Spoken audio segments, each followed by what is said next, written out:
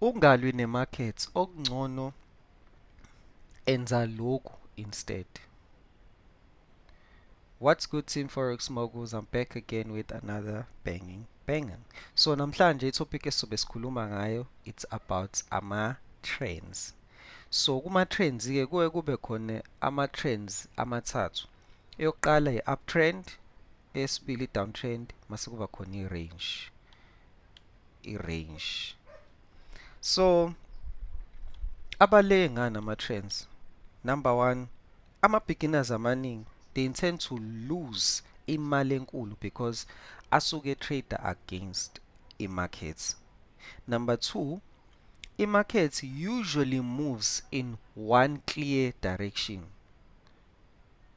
And number three, i-direction le esuke imuva ngayo in that one direction ibizwa ngokuthiwa i-trend. Njengoba ubona la kanje. Njengoba inyuka nje uyabona ukuthi it was going from here to here and it was going upwards, right? And most of the time uma ukuthi uyatrader and utrader ngayo i-trend, uthi ngisuselo uma utrader ngayo i-trend kuba lula. Ama-trades akho aba much more easier, right? So basically that is what we are going to dive into. Okay, umbuzo ngabe umile ke manje ukuthi iyini i-trend vele? Yini i-trend? So i-trend is a general direction of price. Shuthi ngamama njengoba ngibekile lapha ukuthi le trend le esuka isuka la and this is 1 hour, yes. Le trend njengoba isuka la uyabona ukuthi instead of ukuthi lento iqhubeke mhlawumbe yenza ama zigzag ivele ya decide ukuthi inyuke one way, as much as ubone ngathi iya setback but iphinde iqhubeke iyazama ukusetback kancane but uyabona ukuthi hayi isalibele inyuke. That is called a trend. I-price kahle kahle iyanyuka one way, ayizimisele ngokuya kwenye direction. And in most cases ama prices, which are these things, ama prices now. So this is how we mark ama prices of these direction. Lama prices lawa ngalesikhathi i-uptrend kanje ayikwazi ukuthi imarket ivele ithi nje one way straight, it goes in waves. Makuthiwa in waves sochaza ukuthi iyazigzega yabo, it's either izigzela ukuya phezulu or izigzela ukuya ezansi or noma iya consolidate, in other words iya range, ihamba nje ku line owodwa. Like okay, for instance ngibona la ngizoyithola, okay nayi perfect example. Yabo nje from here, yabo kuza la, yabo ukuthi ifike yadlula la yathi it's this thing njengoba iyenza kanje ibizwa ngokuthi iya consolidate, meaning it's ranging, you understand, ihamba endaweni eyodwa, right? Lama waves ke engikhuluma ngawo iwona la atshengisa ama buyers nama sellers ukuthi ubani in control, because ama buyers ila ayenza ukuthi imarket inyuka, ama sellers ila ayenza imarket ukuthi yehle, right? That is the explanation of e-trend. Now I guess dive into ukuthi, okay, let me just clear this. I guess dive into ukuthi ama trends lawa inhloboni ama trends akhona, right? Okay, number one, i-uptrend. I-uptrend ithenda ukuthi njengoba kade ngiyi-explainer nje le, i-uptrend yenza ukuthi i-price yakho wait, I need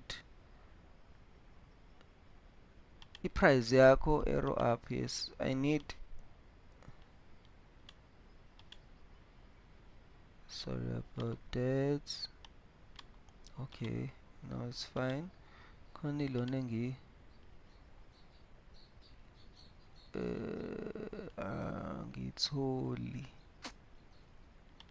angitholi but it's okay, ngizosebenzisa lo. I-price yakho iyanyuka njengoba ubona nje la, that is an uptrend. Now price makes i-higher heights or enza i-higher low, because i-higher heights ukuthi uthola ukuthi mhlawumbe iyanyuka la, ifike iyanyuka iphinde yeqe la, inyuka iphinde yeqe inyuka, yabo, iphinde yeqe. Ama-high low uthola ukuthi manje enza ama-zigzag, uthola ukuthi iyanyuka but iyehla, iyanyuka kodwa uyayibona lona, iyehla from the previous heights. Ama-higher heights it's when iyehla kodwa inyuka iyeqe futhi le height ebikade inyuke ngayo, right, without going down.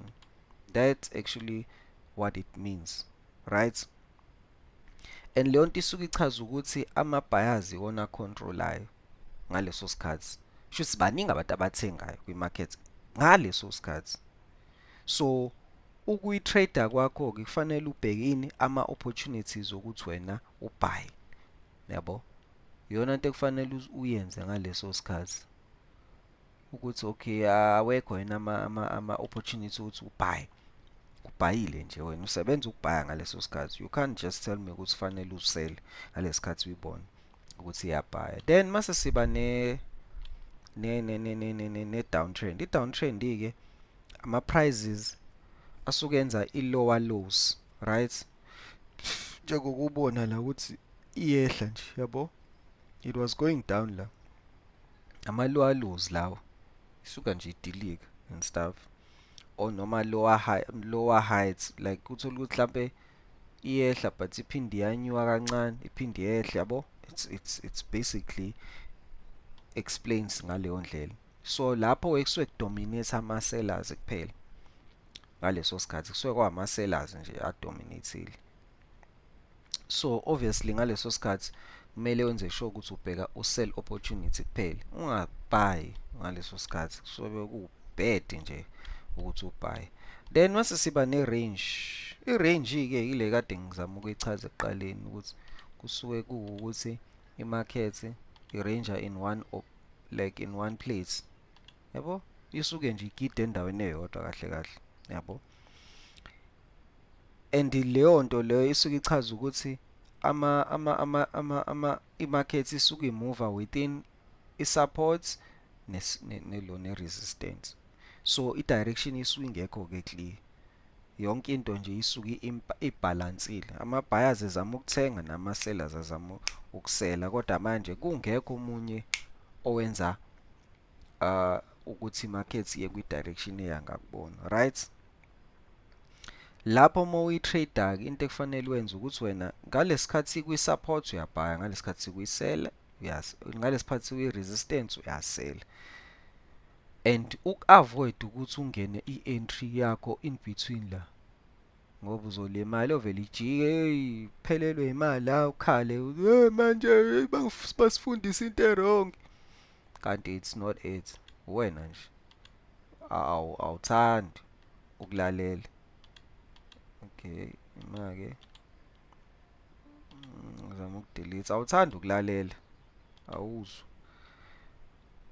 Now another step would be uku-understand uyibona njani i-trend. How do you identify trend? Number one, kufanele i-time frame yakho njengoba ubona la ukuthi H1, kufanele i-time frame yakho ibe u-H1 noma u-A4. Mase uyazuma out, right? Awuthi ngisebenzisele ngoba vele iskisi ngoba vele isobala. Then mawuzuma out, then uyaqala uya-check ukuthi okay, ama-heights aya-increase noma ama-lows aya-decrease. Then masi-check-a la siyabona ukuthi hayi no, ama-lows la aya-decrease. Then leyo nto-ke ichaza ukuthi i-downtrend. But if ama-heights, then i-uptrend njengoba sengishilo. Now ama-mistake-ke amaningi ama-buyers, ama-buyers, ama-beginners awenzayo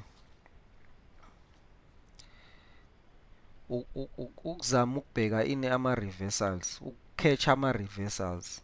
That's not nice, that's not good. Akufanele uzame ukuthi ukhethe into esikushiyile, iyeke, ungabusayikhetha nje, iyeke. iyeke straight because izokulimaza. Then nokuthi ke abantu uthola ukuthi manje uyabhaya, ungabhaya kanjani bese imakhethi kwi-downtrend? Wena uzobhaya la uyayibona lento othi yehle, ungayenzi. The same thing applies nakwi-uptrend. Uzosela kanjani uyibone imakhethi inyuka? Doesn't make sense, yabo. And the best thing to do kwi-situation ekanje ukuthi i-uptrend is the easiest bafethu. Easiest. Yabo nje mawubona usikanjani and stick to i-forex, ungayi ko gold ko, but stick to i-forex, which is lama major or GBP USD or USD JPY, you know, stick to those. Yabo, ungayi kwi-gold. Abantu sebeyi-trade kakhulu i-gold, you know, seyi-trade kakhulu i-gold. And kanti i-gold ine-format yayo yokutrade, angeke uze uyi-trade kanje njengoba ngisuke ngichaza. Idinga ukuthi uyenze ngeformat yayo because yona isebenza ngesystem completely different from kwi-forex nje lawa ajwayele. And abantu abaningi sebethanda ukwayeka i-forex, sebethanda o-US30 nobani bani, and it's just too much. A lot of traders manje akuleyo environment. Go back to lawo forex. I'm telling you, you'll make money. And futhi ke njengoba kade ngishilo ukuthi ama-uptrend easier, nama spikes akhona alo amancane mawukuthi i-time frame yakhe inkulu, yabo. So it's best in that way. Njengoba kade sengishilo ukuthi i-trend nje mawuyisebenzisa or uyifuna ukuthi ugaine more profits ngayo, kwi-uptrend uyabhaya at a support, i-downtrend uyasela. So ama-entries akhona akajwayele ukuba lula ke in that man. So manje ke umbuzo ngabe umile ukuthi yini eyenza ukuthi iphele lo i-trend? Number 1, iy'ndaba, ama-economic news. Mayawuthola manje ukuthi i-NFP manje iya-spike, obviously izoyishintsha i-direction because i-NFP is the biggest markets direction esuke ikhona nje in the forex industry, yabo. Noma ke market exhaustion uthola ukuthi manje ayisikhathele, yabo, especially midnights. Usually like kuba nokwehla nje kuma activities, yabo. La bengekho lo bengekho, hayi bengekho la esikisi indaba bezingekho la, yabo. But almost ileyo nto nje. That's all that you need to focus on, guys. Pretty much that, yabo, pretty much that. And uzo-understand, uzokwazi ukubona ukuthi okay yini lo yenzayo, yabo, and you'll make money. So Team Forex Moguls, guys, comment down below, subscribe on the road to 3K. Danko.